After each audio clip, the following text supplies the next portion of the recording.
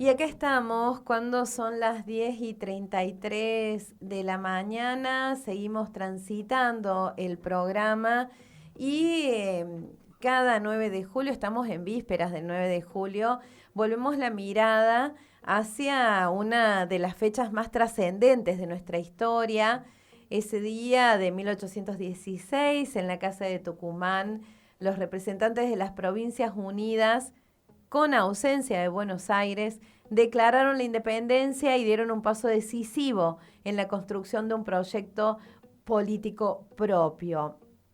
Pero esto no fue solamente la firma de un acta, fue el resultado de años de debates, de conflictos, de consensos difíciles y sobre todo de la convicción de que era necesario definir un destino propio en un contexto profundamente incierto.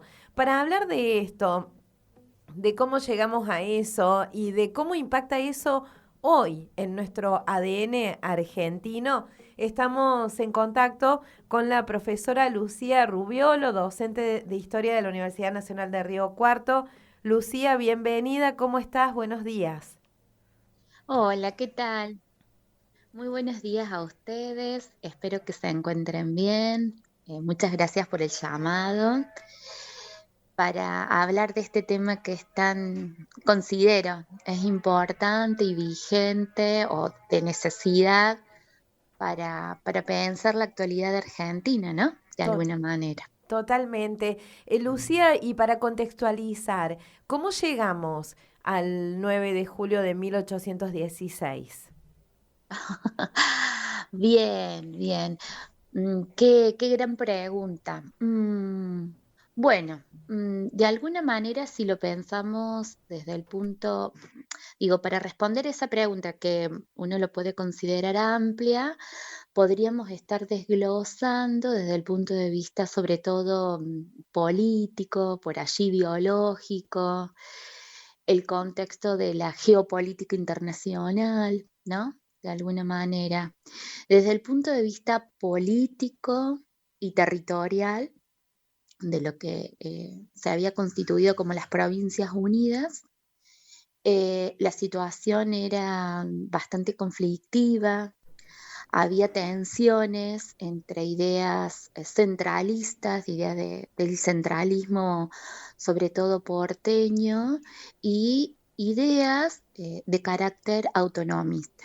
Esto de cada ciudad y su área de campaña o rural circundante que defendía sus intereses o que quería también tener voz y voto en lo que fuera a constituirse como el nuevo Estado. Entonces, por un lado teníamos esa realidad, esa tensión de tipo ideológico y político, pero que se transmitía o que se visualizaba en el territorio. ¿De qué manera? Y si uno toma un mapa de ese momento de lo que son las Provincias Unidas, vos te vas a encontrar con lo siguiente. Por un lado, vas a tener a la banda oriental, hoy Uruguay, que en ese momento formaba parte de las Provincias Unidas, junto con Entre Ríos, Santa Fe, ¿no? Corrientes, también lo que hoy podríamos llamar Misiones, que respondían de alguna manera al liderazgo de Artigas. Bueno, respondían a ese liderazgo. No, no solamente eso, sino que habían constituido, conformado una territorialidad propia, que eran las provincias, que era la Liga de los Pueblos Libres, con proyección esta liga hacia Córdoba.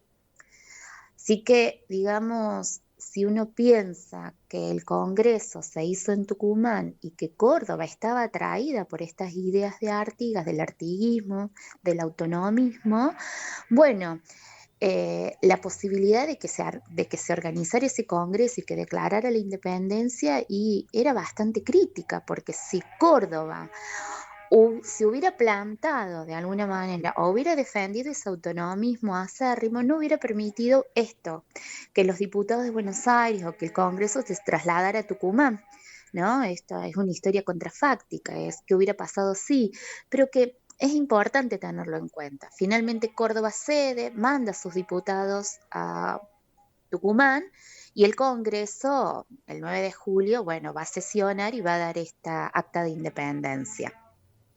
Eso por un lado. ¿no? Sí. ¿En qué Que no es poco, No, no es que no es poco. poco. ¿Qué era Sí, lo que se jugaba ahí y que termina en esta firma de este acta de la independencia?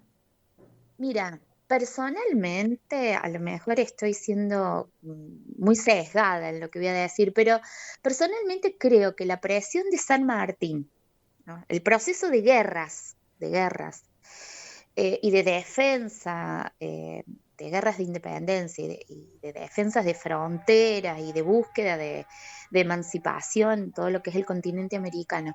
La presión de San Martín y lo que estaba pasando en la frontera del norte, ahí la defensa de Güemes, de todos los ataques realistas, lo que estaba pasando en la banda oriental creo que fue decisivo, ¿no? Para que se tomara para que justamente, digamos, llegáramos al acta de independencia o llegáramos a esa jura. Porque San Martín ya estaba en Cuyo de hacía unos años organizando ese ejército libertador, el famoso ejército libertador del cruce de los Andes, y estaba reclamando que se tomara la decisión urgente de independizar, o sea, digamos que somos independientes, rompamos definitivamente esos lazos con España. Hace 6 años que estamos de alguna manera dando vueltas sobre el tema. 1810 fue una declaratoria emancipatoria. Nosotros nos separamos de los españoles, pero todavía respetamos la autoridad del rey. Cuando venga el rey, cuando vuelva, bueno, se hablará. Y el rey ya había vuelto. Y el rey había dicho, yo voy a recuperar los territorios que están rebeldes. Entonces San Martín, o sea, presionó para que, bueno, basta. O sea, quieren volver a lo de antes, quieren seguir siendo colonia, bueno. O esto, declaremos definitivamente de una vez por todas la ruptura total con España. Así que yo creo que eso fue decisivo. Si vos me preguntás, yo creo que fue decisivo eso, porque estábamos declarando ser independientes en un momento de contexto europeo, como comentaba ayer, que iba a contramano de estas decisiones. ¿Por qué iba a contramano? Porque estaban volviendo las monarquías, los poderes absolutistas a sus coronas. Entonces querían volver a un estado de situación anterior, anterior al de la Revolución Francesa, anterior a lo que había sido el proceso después último de Napoleón. O sea, querían restablecer o restaurar las monarquías y el orden o el equilibrio que existió antes, ¿no? De ese momento. Así que bueno, de alguna manera íbamos a contramano de lo que estaba ocurriendo, pero decisivo y necesario para lo que acá se estaba gestando. Sobre todo esto de San Martín que te comentaba antes. ¿Y qué Sí, intereses económicos, políticos generaban la tensión? ¿Sabes qué me imagino viendo sí, lo que pasa en el Congreso actual nuestro de Argentina? Me imagino el sí, rosqueo, ¿no? Y tal, digo, sí. ¿qué era? ¿Cuáles eran las monedas de cambio? ¿Cuál siempre hubo esta mirada desde este territorio hacia afuera, como que lo de afuera era mejor, siempre hubo seducción desde afuera para comprar voluntades acá adentro y lograr Sí. virajes que nos perjudiquen como pueblo. Entonces, en ese sentido, ¿qué había flotando en el ambiente? Bueno, voy a tratar de ser sintética. Voy a tratar de ser sintética, pero si lo ponemos, ¿no? Si hacemos la comparativa con lo de hoy o cómo se dan esos rosqueos, y bueno, es lo que te estás más o menos imaginando.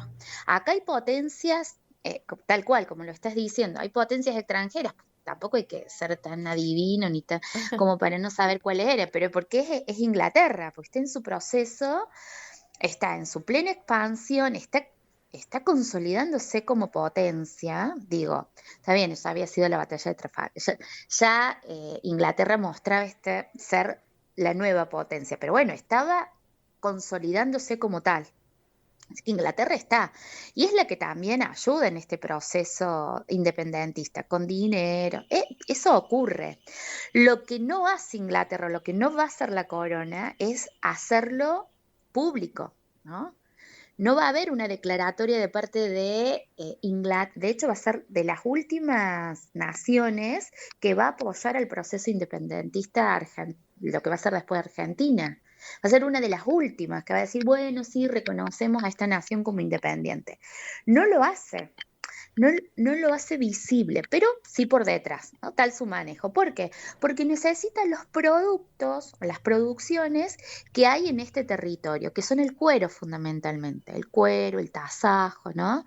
Ellos eran comerciantes, están en un proceso de revolución, están en un proceso de que necesitan para sus maquinarias determinado elemento, que es el cuero, lo utilizan sobre todo para las maquinarias, y como comercian, son grandes comerciantes para los países, para las naciones esclavistas, ellos llevaban el tasajo, la carne salada. ¿Qué es lo que hay acá? ¿Qué es la nueva riqueza? La riqueza, digamos, originaria de esta tierra había sido transportar la plata desde Potosí hasta España. Cuando se da el proceso emancipatorio, eso se cae y aparece una nueva fuente de riqueza que ya estaba, que es esta, la del ganado. Entonces, bien, quienes son comerciantes, ¿sí?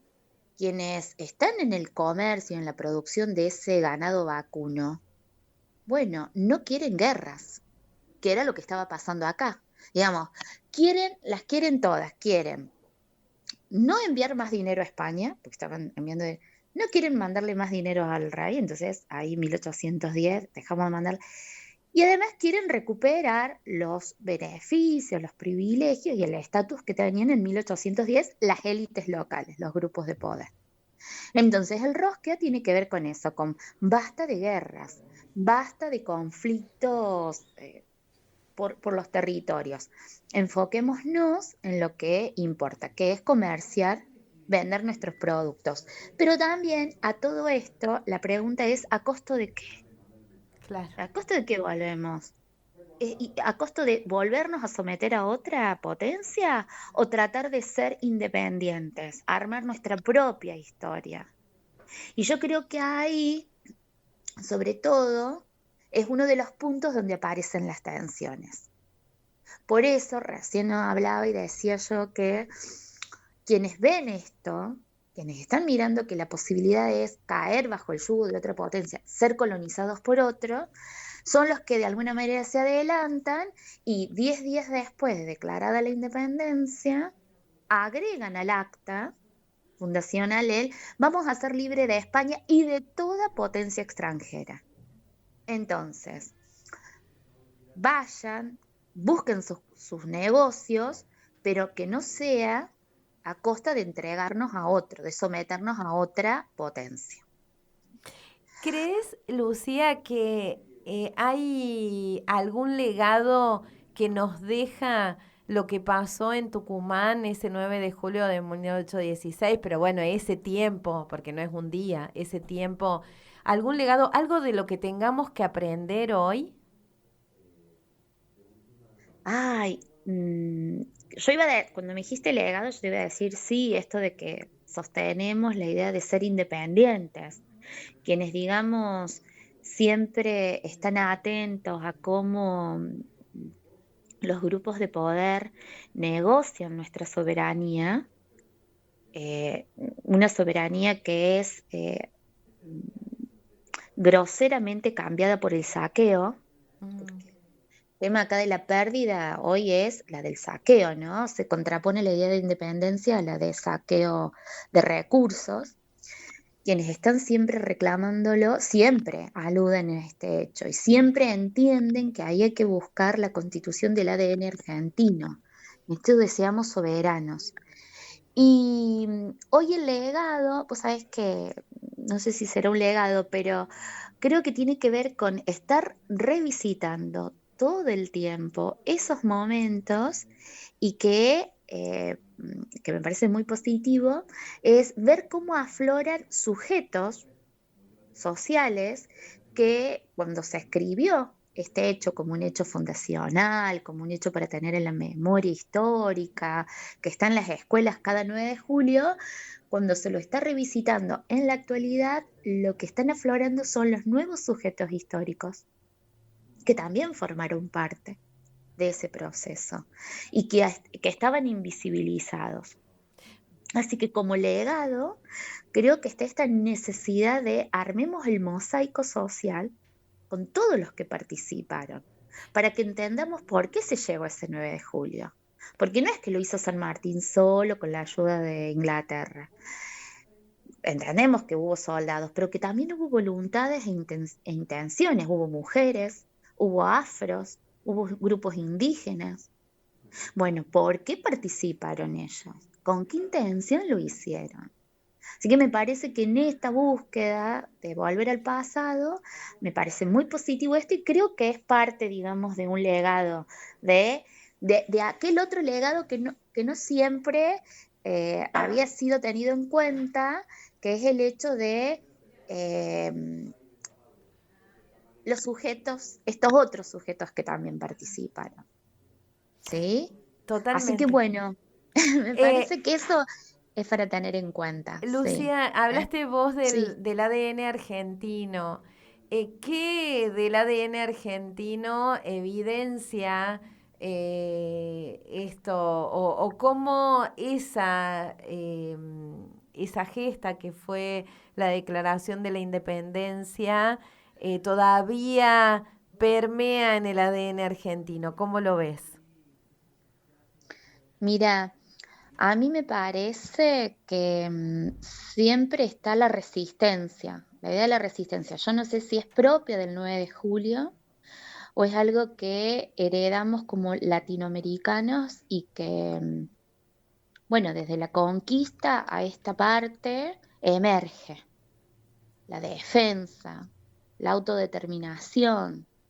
eh, Nos quieren, nos buscan aplastar, pero digo, a los pueblos, a las comunidades, buscan el sometimiento, pero siempre emergen las resistencias. Así que si me preguntas, a lo mejor es muy general lo que estoy diciendo, pero creo que si uno el concepto de resistencia lo va aplicando en diferentes momentos de la historia, encuentra ejemplos palpables.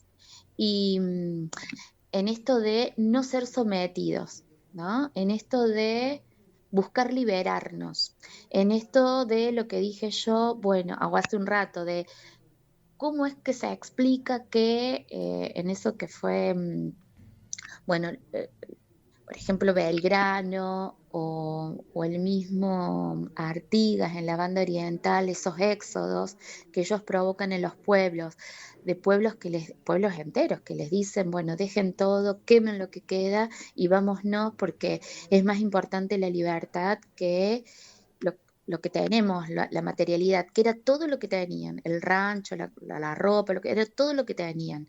No era que se iban y tenían el depósito en un banco y lo podían sacar perdían absolutamente todo lo que habían trabajado su vida. Yo creo que esas historias de resistencia son las que explican lo que nos ha quedado, pero digo, el 9 de julio creo que también de alguna manera es explicación a esas resistencias. Porque si bien San Martín estaba presionando, yo creo que San Martín estaba viendo cómo había un pueblo, estaba formando algún ejército, había voluntarios, o sea, no fue, digamos, una compulsa, o sea, no fue una coacción llevar gente a sus ejércitos. Estaban convencidos de que debía ser. Entonces, eso era el pueblo armado, así que o sea, siempre confío en eso, siempre confío en esa resistencia, que uno la ve en Latinoamérica, la ve también en otros lugares del mundo, pero acá tiene particularidades y acá tiene historias y momentos. Me interesa creer eso, me interesa rescatar eso del ADN, la resistencia que está. Parece que queda ahí apagada, pero siempre está. Y te lo agradecemos porque te aseguro que devuelve esperanza. Y creo que es una de Ah, las cosas que necesitamos porque, viste, esto de te escuchaba y digo, bueno, ni aún en el suelo y pisoteados dejamos de tener ese espíritu de querer reponernos y de buscarle la vuelta y la vuelta y la vuelta. Eso es bien argentino, buscarle la vuelta y la vuelta para resurgir de entre las cenizas incluso. Así que, y aunque Sí. suene un poco romántico, pero por lo menos en momentos así tan críticos, donde tanta gente le está pasando tan mal, poder volver a ese germen que se cocinó en la fecha en que se declaró la independencia y recuperar fuerzas de ahí para resurgir, bueno, es todo un desafío y te agradecemos un montón, Lucía Rubiolo, docente de Historia de la Universidad Nacional de Río Cuarto, este rato de charla y animarnos para dejar eso planteado y seguir conservando la esperanza. Muchísimas gracias de verdad. No, muchísimas gracias a ustedes, además por las preguntas que hicieron, esto de el desafío de mirar aquellos hechos como no partes de un libro y una historia narrada, como si fuera extraña en nuestra historia cotidiana de todos los días, sino como parte de la misma. A ver, cómo podemos pensar nuestra realidad actual en función a aquello? A mí me parece que esas preguntas son desafiantes, necesarias y dan validez a por qué hacemos historia y para qué la historia, sino que quede en los libros y que sea contada como un cuento y listo, y no. Lo que ustedes hicieron con sus preguntas y lo que obligan a las personas que estamos en esto es a esto, a desafiarnos a pensar, a ver, desde qué lugar aportamos con lo que estamos haciendo a lo que vivimos cotidianamente. Hoy son los nuevos sujetos de la historia. Hoy creo que el aporte pasa por ahí, lo que va emergiendo como tal, ¿no? Mujeres, afros, indígenas, los sectores populares, las plebes, así que muchas gracias a ustedes, Un, a ustedes. un gusto enorme, Lucía. Y bueno, a ver cuándo te tenemos acá, perdón, en el estudio y seguimos charlando en esta misma sintonía. Muchísimas gracias, un abrazo grande, feliz Día de la Independencia Eso. y feliz fin de semana largo que nos queda por delante. Qué lindo. Feliz Día de la Independencia y feliz fin de y que comas mucho, cosas ricas. Eso, igual, igual. Dale. Abrazo grande, Bueno, gracias. igual. Hasta luego. Chao, chao.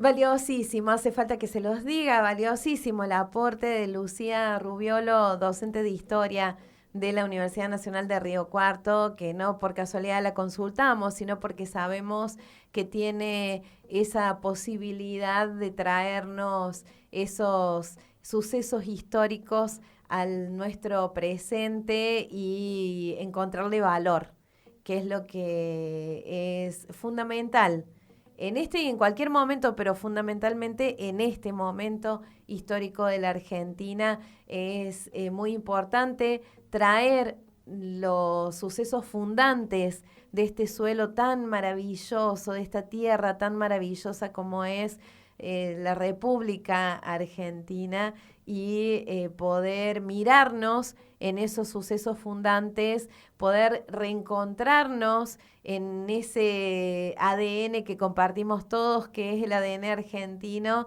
y resurgir de estas cenizas a las que hay muchos intereses a los que les conviene mantenernos sometidos.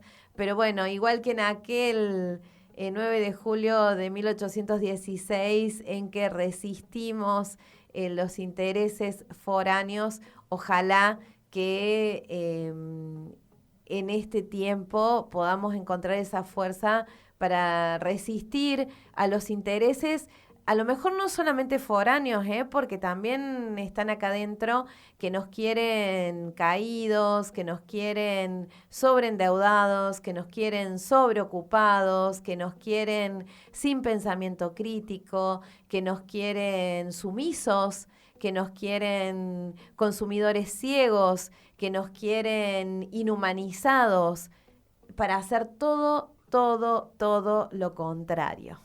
Ese es el deseo, ojalá que así sea, les deseo que festejen este Día de la Independencia pensando en esto, desde nuestro lugar ¿qué podemos hacer para recuperar soberanía, para recuperar amor por lo nuestro, que es tan maravilloso? Cualquiera que ha salido de estas fronteras a otro lugar y ha vuelto, sabemos lo maravilloso que es ser argentino, argentina. Así que no haga falta irnos y volver para valorar lo que somos y tenemos, y para que nos recuperemos en eso, nos recuperemos humanos, nos recuperemos cercanos, nos recuperemos solidarios, nos recuperemos potentes, creadores, productivos, porque eso está en nuestro ADN. El se ata con alambre, le buscamos la vuelta, el no está solo, de esta salimos todos juntos o no sale nadie. Eso es profundamente argentino y es de celebrar. Feliz Día de la Patria, feliz Día de la Independencia. Nosotros nos despedimos hasta el lunes. Que disfruten de este fin de semana largo, recarguen las pilas, estén cerca de los que quieren y los quieren, que es la posibilidad que da un fin de semana largo. Aunque nos toque trabajar en el medio por ahí, no importa, hay como aire de espíritu, hay aire y espíritu de fin de semana largo, bueno, que sea un fin de semana de reencuentros. Abrazo grande a todos, muchas gracias por estar acá del otro lado, siempre. El equipo de Buena Mañana, Ailén Baudino, Leonardo Brochero, Darío Bertochón y Susana Álvarez, nos despedimos, nos reencontramos el lunes. Ahora en un ratito llegan Ailén y Leo para desarrollar Noticias al Toque, y queda mucha más programación para compartir, así que no te vayas de ahí, de la 101.9 altoqueradio.ar, y que tenemos muchísimo más para dar, como siempre.